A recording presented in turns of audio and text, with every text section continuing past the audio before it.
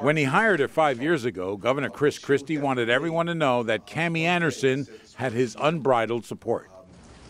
She's got a blocking back in Trent that will either lead the way when I need to clear the hole or come up from behind to make sure that nobody's taking cheap shots. This week, the governor, preparing perhaps for a whole different ballgame, announced that his handpicked superintendent, the one he just re-signed to a 3-year deal in February, was out.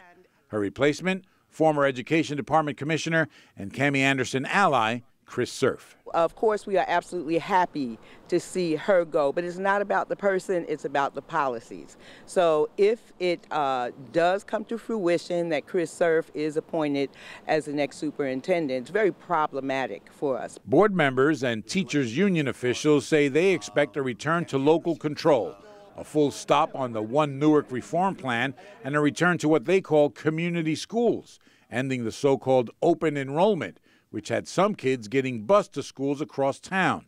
To them, Chris Surf is a non-starter. The problem with appointing Christopher Surf to fill her shoes is that he was her mentor.